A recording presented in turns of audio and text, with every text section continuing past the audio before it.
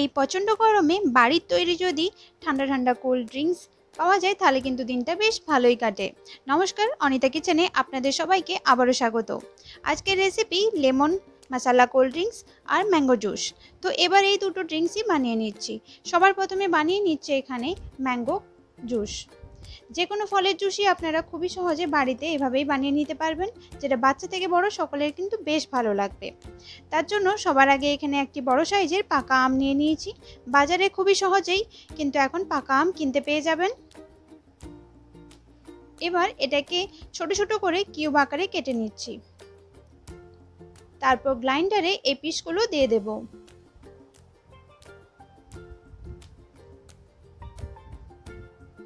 তারপর এতে দিয়ে দিচ্ছি 1 চামচ পরিমাণ বিট লবণ আর পরিমাণ মতন জল অ্যাড করছি। তবে প্রথমে খুবই অল্প পরিমাণে জল দিলাম।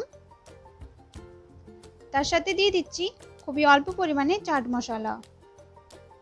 চাট মশলা দিলে জুসটা কিন্তু খেতে বেশ ভালো লাগবে, অবশ্যই এটা দেওয়ার চেষ্টা করবেন। আর দিয়ে দিচ্ছি 1/2 চামচ পরিমাণ চিনি।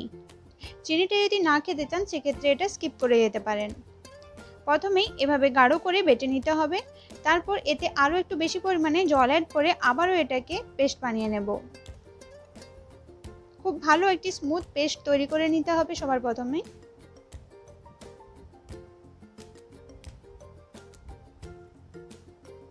দেখুন পেস্ট বানানো হয়ে গেছে, আর দেখে মনে হচ্ছে এখনও কিন্তু বেশ গাঢ় আছে। দেখিয়ে দিচ্ছি ঠিক কতটা গাঢ় আছে। এর সাথে আবারও একটু জল অ্যাড করব। বাজারে যেভাবে জুস কিনতে পাওয়া যায় ঠিক ওই রকমই গাঢ়ত্বটা এখানে রাখবো। আবারও জলের সাথে খুব ভালোভাবে এটা মিশিয়ে নিচ্ছি। আর এখানে পাউডার সুগার নিয়েছি। সাজানোর জন্য পাউডার সুগারে প্রথমে গ্লাসের মুখের চারিদিকে লাগিয়ে নিচ্ছি। পাউডার সুগারটা খুব ভালোভাবে লাগিয়ে নিলে দেখতে বেশি ভালো লাগে, সেই জন্য এখানে লাগিয়ে নিচ্ছি। আপনারা যদি না চান সেক্ষেত্রে এটা স্কিপ করে দিতে পারেন। আর লেমনের টুকরো দিয়ে এভাবেই সাজিয়ে নিয়েছি। তারপর এতে 2-3টে আইস কিউব দিয়ে দিলাম।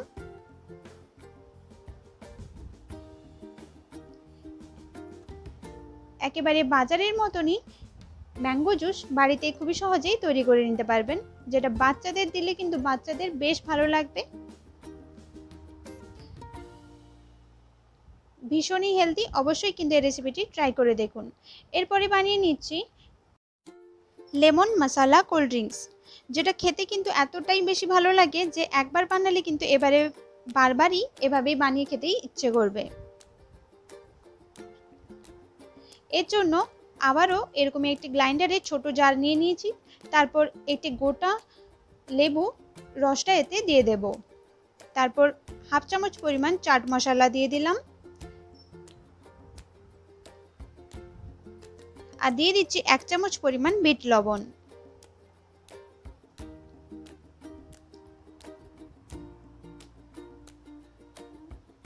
আর দিয়ে দিচ্ছি 1 চামচ পরিমাণ পাউডার সুগার। পাউডার সুগার না থেকে থাকলে কিন্তু এমনিও চিনি আপনারা ব্যবহার করতে পারেন।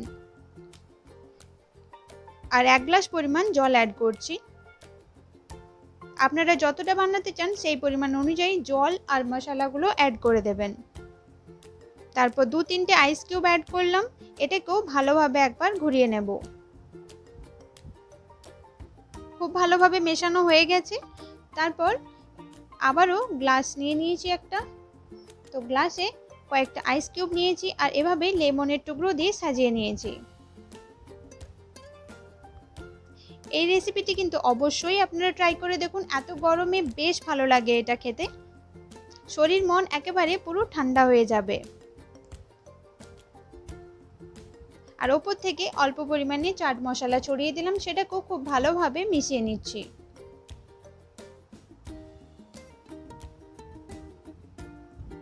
এইভাবে যদি গেস্টদের আপনারা বানিয়ে দিতে পারেন, গেস্টরা কিন্তু বেশ খুশি হয়ে যাবে। দেখেই বেশ ভালো লাগছে, অবশ্যই ট্রাই করে দেখুন। আর আপনাদের কেমন লেগেছে রেসিপি দুটো অবশ্যই আমাকে কমেন্ট করে জানাতে ভুলবেন না। আর চ্যানেলটি সাবস্ক্রাইব না করে থাকলে তাড়াতাড়ি চ্যানেলটিকে সাবস্ক্রাইব করে নিন। আর পাশে থাকা বেল আইকনটি অবশ্যই প্রেস করে দেবেন, তাতে যখনই আমি নতুন নতুন রেসিপি আপনাদের সাথে শেয়ার করব তার নোটিফিকেশন সবার আগে আপনার কাছে পৌঁছে যাবে। আবারও দেখা হচ্ছে আপনাদের সাথে এরকমই এক নতুন রেসিপি নিয়ে। ভালো থাকবেন, সুস্থ থাকবেন।